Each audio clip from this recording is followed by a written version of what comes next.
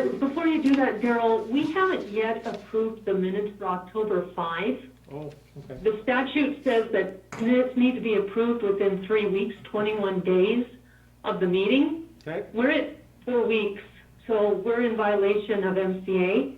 So I would like us to approve those minutes. Okay. And I guess I do remember receiving that, and I didn't realize that we had not approved those. So, would you like to do? I'll make a motion to approve the payroll. Staff has to be paid. I think it's also in law. So I will second the motion. All right, thank you. Motion's made and seconded to pay payroll. I guess we have one from September in the amount of $183,623.57. The other is October's payroll, $198,650.08. Is there any discussion? Okay, hearing none, all those.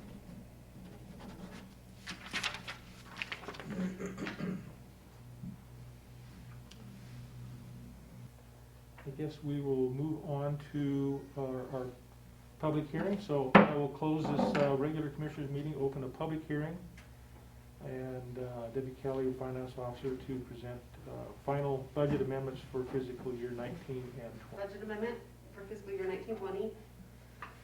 Until the auditors have us officially closed and audited, there might be 1 or 2 stragglers with some of their adjusting entries. But this should have taken care of everything.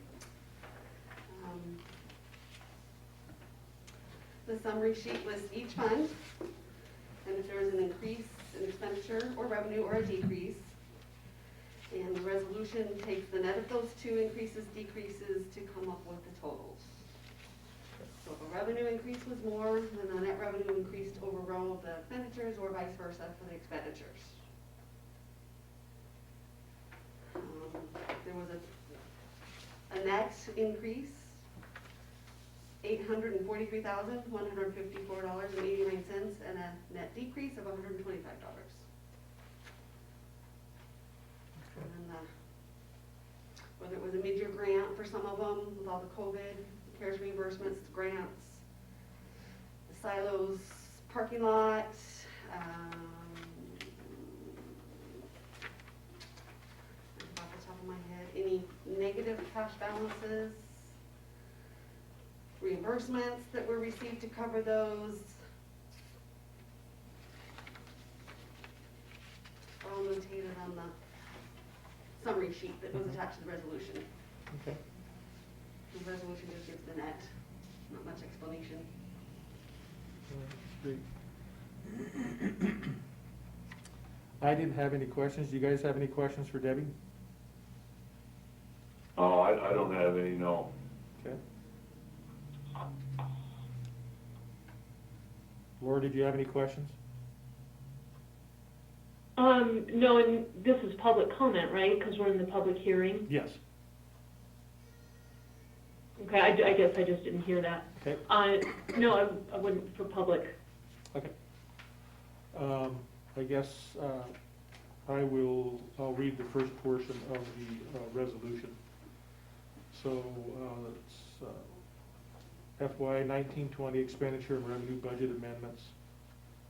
Whereas section 764006 MCA states the governing body may amend the budget during the fiscal year by conducting public hearings at regular scheduled meetings. Budget amendments providing for additional appropriations must identify the fund reserves, unanticipated revenue, or previously unbudgeted revenue that will fund the appropriation. Whereas sections 764005 MCA states in part, local government officials may not make a disbursement or expenditure or incur an obligation in excess of the total appropriations for that fund. Whereas several unforeseen circumstances arose during 2019 and 2020 fiscal year, and expenditures revenue line items need to be revised accordingly. Now therefore it is resolved that Broadwater County is making the following required expenditure and revenue budget amendments effective fiscal year or June 30th, 2020.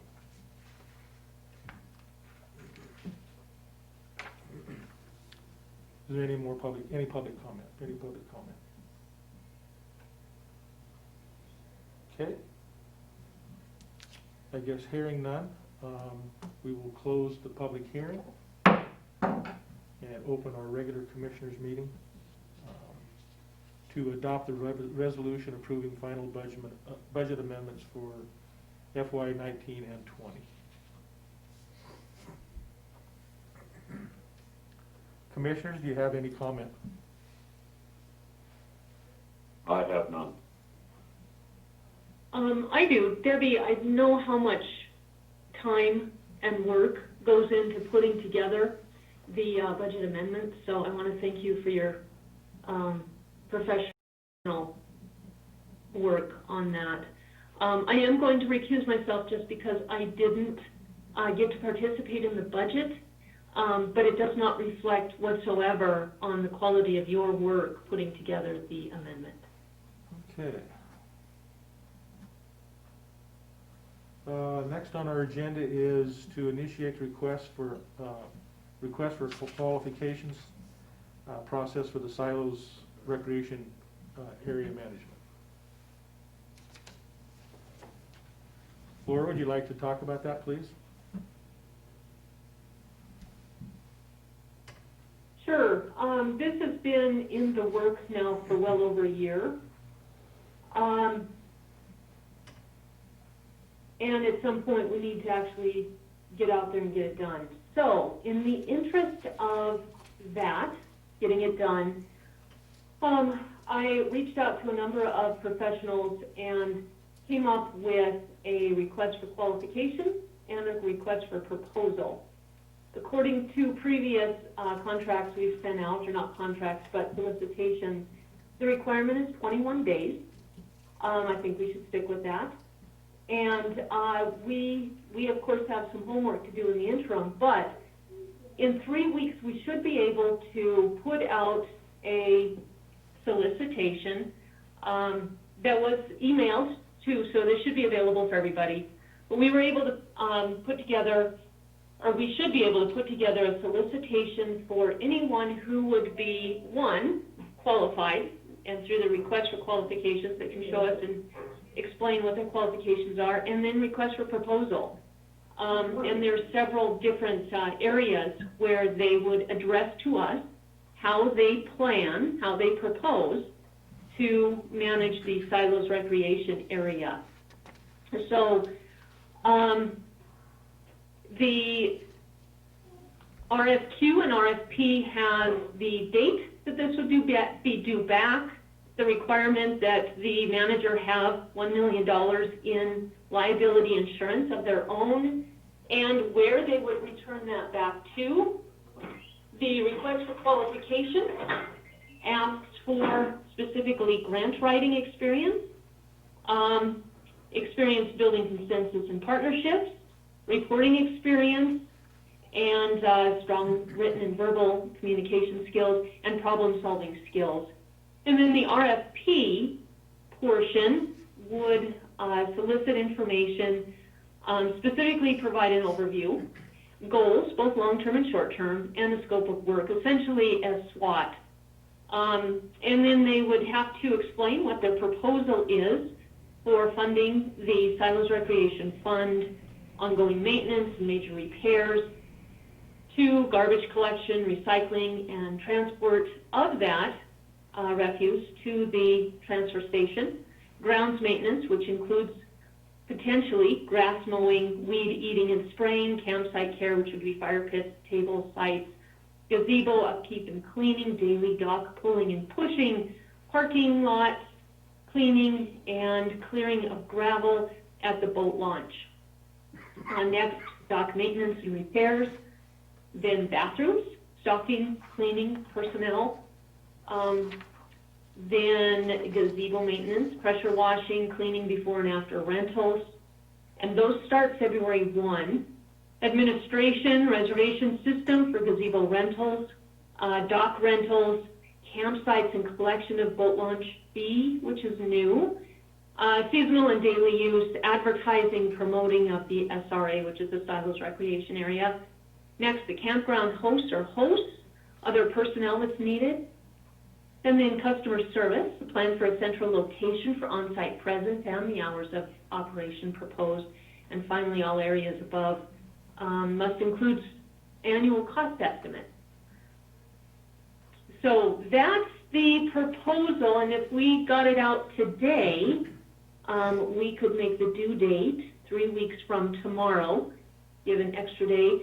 We can use a variety of sources, email, the BCDC email, of course, gets to the most people, the community website. So that would be the RFQ and RFP. Do you guys have any suggested edits, anything that was missed, anything you don't think should be included? This is Mike. I think that's very well put together, Laura. The only thing I would say is we need to get this out on the VOR website if we can. Sure, great idea. And I'm sure the Dans will help us with that. Yeah. I guess I do have a suggestion. I know this is something that we learned when we did our interview process for our on-call engineer. We discovered that Great West Engineering has a great staff that can help us with our RFQ and RFP process. And I guess my suggestion is to include them in this. And I guess from their standpoint, see if there's anything that maybe we have overlooked. I'd be happy to reach out. Yeah. Yeah, I'd be happy to reach out to Bill or whoever it is Yeah. that's our designated person after we make that official. Yes, yes. So I would be happy to call those guys this afternoon. All right, perfect. Okay, I'm good with that. Okay, I think that would. And then if it's good with them, would you guys be good with sending this out then either this afternoon or first thing tomorrow with a deadline of 3 weeks after? Yes. Sure, I think that would be fine. Okay. All right, And of course, as always, I'll make sure you guys have a copy and all their comments. all right, perfect. Thank you for that. Okay, thank you.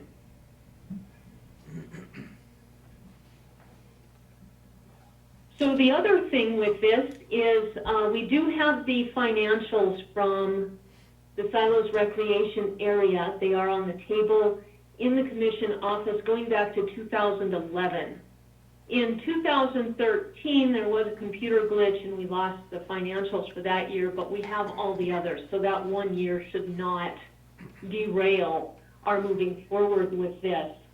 I did write a letter to JSJ following up on the letter you had written, Daryl. And what I did is instead of asking for those financials, since we already have them, I put in there thanks for providing them. Okay. Did you guys, I sent you a copy of that letter. Are you guys good with sending that out just as a friendly correspondence and a thank you for the years of service that we've received from JSJ? Yeah, I did. Did you see any edits? Yeah, I did read that letter, and I think that would be fine. And I'm okay with it. All right. Oh, Corey has a Okay. comment. Go ahead, Corey. Just provide a comment on that. One of the things I think that was also asked in that letter was the usage numbers, because part of what I understand you're trying to accomplish here is, and I guess I'm not entirely clear, is it, are we expecting JSJ is she putting in for this RFQ or is she putting in? I mean, she has proposal? she has the Right. opportunity to do that, yes. Okay. So I think one of the things that I understood was that there was a need for usage data as well over the last 10 years to try and understand what those trends are. So, I mean,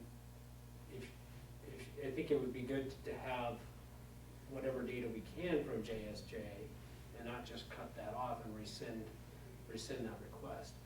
I guess the other question I have is, are you anticipating, are any of the options on the table for this that the county not continue to do it as a county function with a contractor, but that actually the Bureau of Reclamation take it over? Has that been discussed at all? That has not. Okay. And how quickly are you? Actually, it has. We have a contract we signed in 2013. In that contract, it states that if we do not have a manager, that's okay with BOR, but the county is obligated for 2 years. So if we said, yeah, we're not going to have a manager out there at the SRA, the county will then perhaps use our existing staff to manage the silos during those 6 months, or hire staff of our own. The other thing too is those financials have the user numbers. There's been absolutely no conversation that I've been aware of or been a party to that has stated that we are not interested in gathering that kind of data. I'm not sure where that came from. Maybe it's just a misunderstanding. But what we have at this point is that information on the commissioner's table. Okay, so And obviously, data drives financials. so the other thing that was requested was the payments to the Bureau of, or the Trust Board as part of that agreement from the docs. I don't know that I've ever seen that information. There was no agreement that JSJ or the manager pay any money to the Trust Board for the docs. Absolutely none. The Trust Board is an advisory board to the Commission. The Commission had a vote, and we did not vote that JSJ would pay any money to the Trust Board. And I think this is a great opportunity to share that there was approximately $15,000 that needed to be matched to the Trust Board's grant in order to install those docks, which at the time were the only docks on this side of the lake. So it was a tremendous service that the Trust Board and the county and JSJ provided to the citizens in being able to have docks. What JSJ did is they went to a number of the nonprofits around the county and got partnerships to get those docks installed. BCDC was one. The Community Foundation gave a lot of money to that. I believe Rotary was a party. Walleyes Unlimited, they may have been the biggest one, they usually are. But we had a lot of partners. We collectively, as a community, had a lot of partners that came together to make that happen. And I guess last thing, Commissioner Obert, I'm not familiar with that 2013 contract that you're referencing. I think that was before I came in. Could you send that to me, the one with BOR? It's in our files, yep. Okay, files of the Commissioner Office. I don't I can just go know. look for it. Are we talking about the BOR contract or the JSJ contract? She was referencing a BOR. No, Corey had asked about the BOR contract, Okay. and if we would want to sever our ability to help manage and direct the direction of the SRA. So no, he's talking about the BOR contract. Okay. All right, good. And, you know, and I think that maybe one of the drivers behind some of that data was from a request from RPA when doing the master plan. I think they were looking for some of that data to help them. You know, if there was a focus on a specific area that needed to be focused upon, that they could use some of that data to help them with that. It's public domain, so you can take anything from that and give it to RPA. I know Sharon's been involved in the master plan. Yep. They may have worked with her, I don't know. Okay. But that information, that's all public domain. You can share that with RPA to your heart's content. Okay. Do you have anything else, Mike? Well, we got information from the trust board, and I don't know if it was a contract or what, that said that SGA was gonna pay 20% to Parks and Recreation for like a period of 10 years off the docks.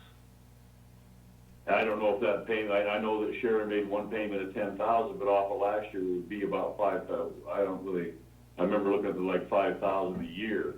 But somewhere it was in that manila envelope that I gave you, Darrell, that had the agreement between the trust board and SJS that they would pay 20% dedicated to go to Parks and Recreation, or the part of the Parks and Recreation Board. So to that Now, fund. I would like a copy of that, because I was here when that happened, and of the three of us, I'm the only one who was.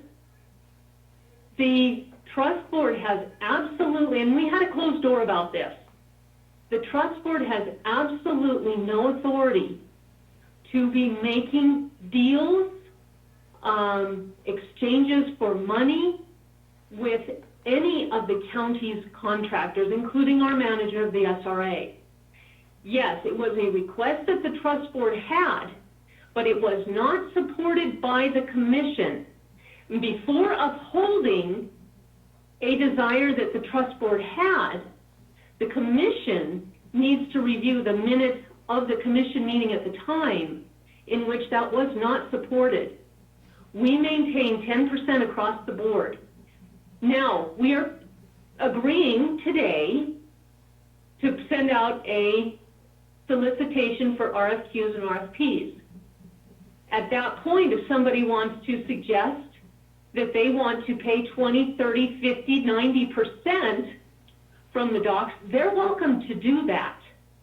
But we cannot go back at this point and demand money from a manager based on an agreement made by an advisory board that was not supported by the commission.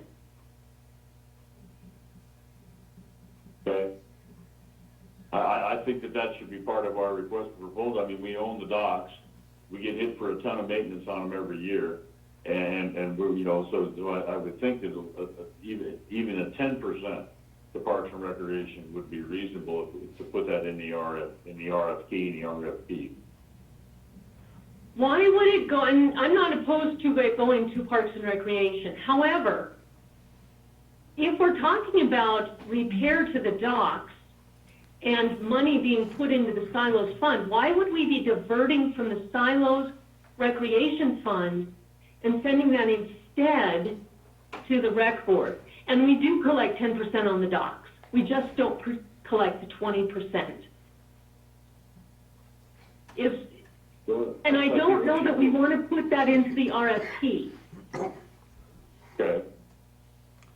Yeah, I mean. I think that should be up to the potential, the applicants, to put together a plan. But why would we want to divert money from the Silos Recreation area and give it to another department? Because that money is supposed to be for maintenance.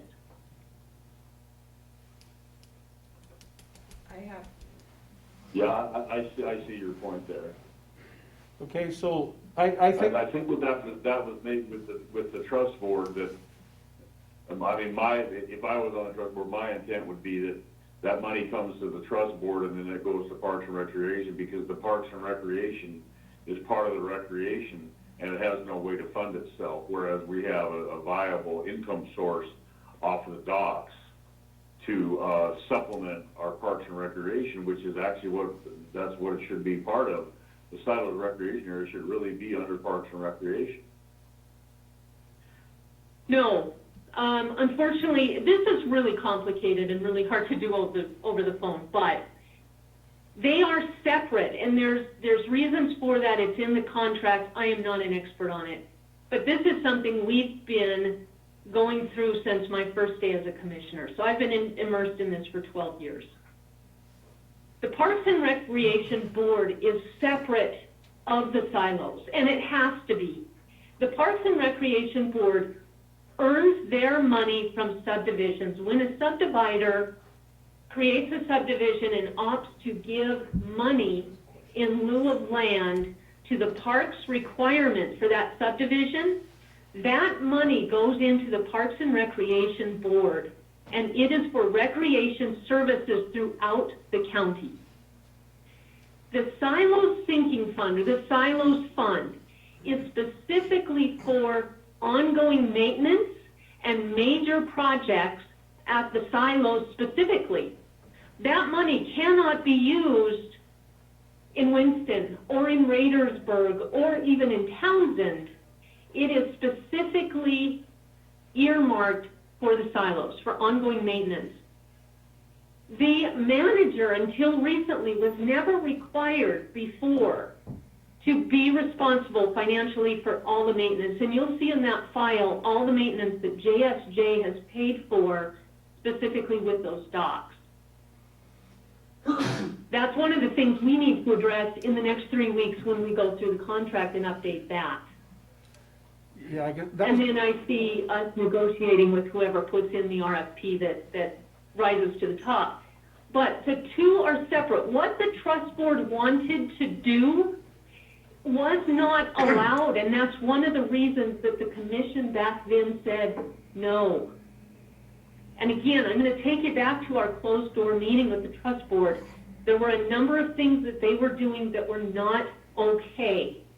We should not be overturning commission decisions to defer to an advisory board that unfortunately has a history of doing things incorrectly.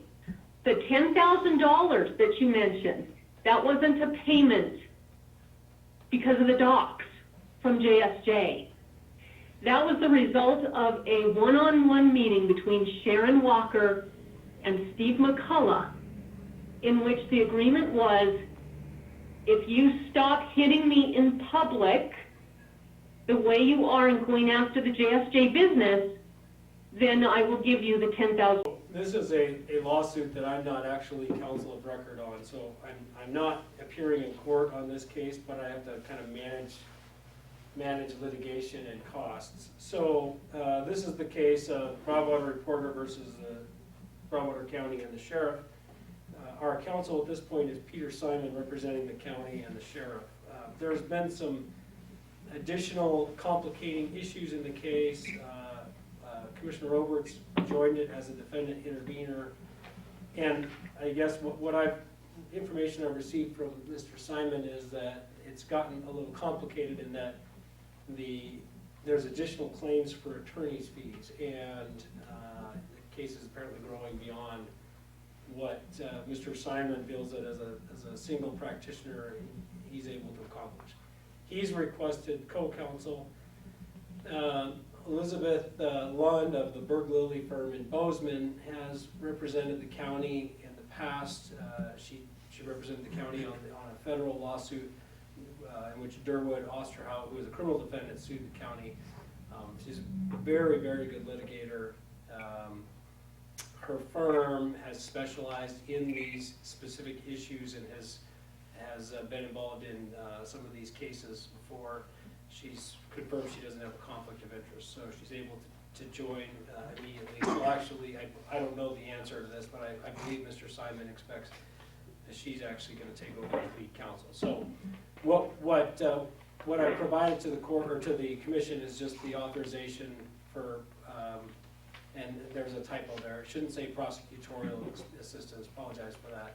It would actually be authorizing litigation experience, so assistance. So I'll probably go ahead and get you a fixed one on that. Now I understand that only only one of the commissioners is actually personally present. So what I would ask is to do a verbal vote, and then I can follow up this document with signatures.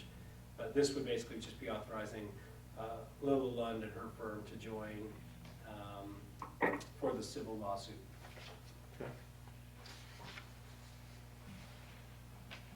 Are we still retaining Peter Simon on this also? Still be involved? Yeah, my understanding is he will be involved. He's going to have Lila take over as lead counsel, and he's going to try to. He just said he was going to try to save us money by not duplicating effort with her, and then Okay. That's what I know. I don't have any. I will make the motion to approve the resolution for approving special deputy county attorney.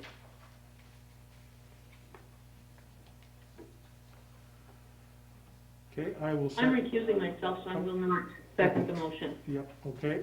I will second the motion, authorizing litigation assistance to approve Elizabeth Lund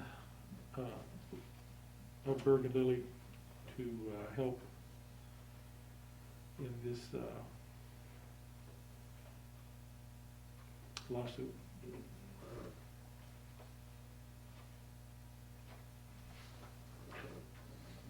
Is there any public comment?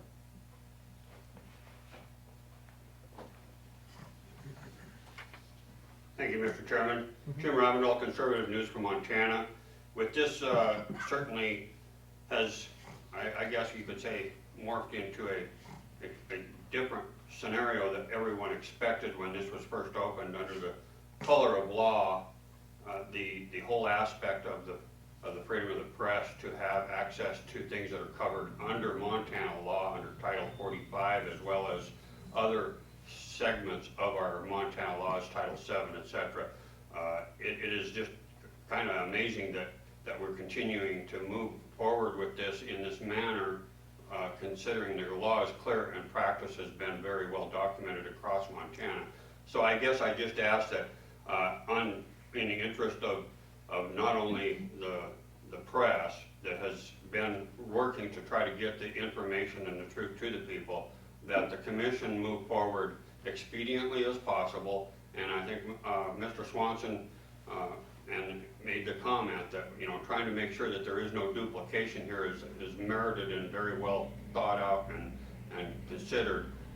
As a member of the press business, I think it's very important that this get taken care of expediently so that the people can move on, because this is costing the taxpayers a lot of money when it's clear under the law, and I will just leave it at that. Thank you. All right, thank you.